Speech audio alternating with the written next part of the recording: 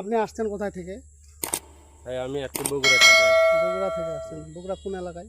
বগুড়া শিখবস্থান। শিখবস্থান। আচ্ছা শুনেন, এখন এই যে আমি ইউটিউবে আপনাদের মাঝে যে বিদ্যাগুলো দিই, তো বিদ্যাগুলো দিলে অনেকে অনেক কমেন্ট করেন যে কারো কাজ হয়েছে কিনা বা এইগুলো বিদ্যা কাজ হয় না। এই যে আমি একটা বিদ্যা দিয়েছিলাম কালীচৌধুরী মালিচৌধুরী, এরকম একটা বিদ্যা দিয়েছিলাম গালি নোংরা ভাষায়। তো এই ভাইটির কাছে আপনারা শুনে নেবেন যে আসলে আমার বিদ্যা দিয়ে উনি কাজ করছিল, কাজটা হয়েছিল কিনা, একটু ওনার মুখ থেকে শুনে নেবেন। না, কাজটা আপনার এই বিদ্যা দিয়ে কাজ হয়েছিল, আমি খাওয়ানা কাজ করে দিয়েছিলাম, কিন্তু রেজাল্ট পাইছি, পাওয়ার পরে আমি আপনার কাছে চলে আসছি। গুড। তো এখন উনি আমার কাছে আসলো, এখানে আপনারা দেখতেছেন এই যে শ্মশান কালীর এখানে হলো মন্দির। তো এখানে কয়েকদিন আগে কিন্তু পূজা পানি হয়েছে এই জায়গাটাতে, ঠিক আছে। তো ওনাকে আমি সেই শক্তি একটা দিয়ে দিলাম। আর এই পাশে হচ্ছে আমাদের এখানকার হলো এই এলাকার শ্মশান ঘাট।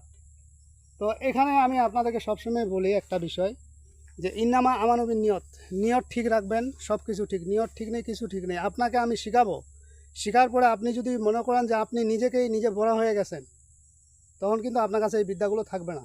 থাকবে না তখন। কেন থাকবে না? এটা ওই সেই বিদ্যা না যে নিয়ে যাবেন, নিয়ে যা নিজে মাতাব্বরি করবেন, মাতাব্বরি করে আপনি ওস্তাদকে আর সম্মান দেবেন না, তাহলে বিদ্যা আপনার কুইট হয়ে যাবে, শূন্য হয়ে যাবে।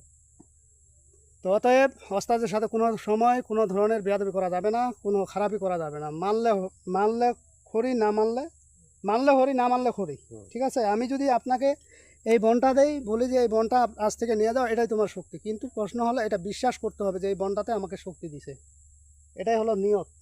ঠিক আছে। এখন আপনি প্রশ্ন করতে পারেন আমি এত টাকা দিলাম, দিয়ে আমাকে শুধু একখান বন ধরাই দিল, কিছুই দিল না, এটা আপনি মনে মনে ভাবতেছেন।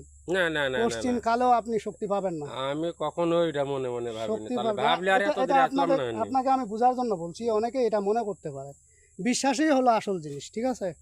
আমাকে ওস্তাদ দিবে না কোনো কিছু, সেটা যদি বলে যে তুমি খালি 20 মিনিট বইলা পানিটাতে ফুদিয়ে দিবা, কাজ হয়ে যাবে, হতে পারে। এটাই কাজ হয়ে যাবে।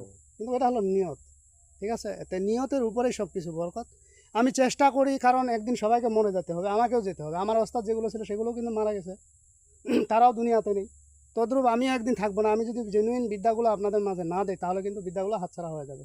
যেমন আমার কাছে অনেক বিদ্যা আছে, ভিডিওটা ছাড়ছি আজকে। ফাঁসির রশি দিয়ে কিন্তু অনেক কিছু হয়। একটা মেয়েকে নিয়ে চলে আসা যায়, একটা মানুষ কতক্ষণে সে ফাঁসি টাঙে মরবে, এই চিন্তা ভাবনা তার ভিতরে থাকে। তো এরকম সিরিয়াস কিছু কাজ আছে ফাঁসির রশি দিয়ে।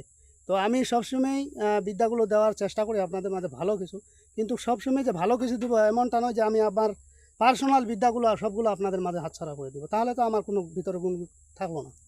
তো কাজে যেগুলো প্রয়োজনীয় মনে করি সেগুলো আমি দিয়ে দেই। আর যারা পার্সোনালভাবে শিখবেন তাদের হিসাব কিতাবটা আলাদা, ঠিক আছে। তো যাই হোক বন্ধুরা, আজকের ভিডিও এই পর্যন্তই। ভিডিওটি যদি ভালো লেগে থাকে অবশ্যই একটি লাইক দেবেন, বন্ধু বান্ধবের কাছে শেয়ার করে দেবেন।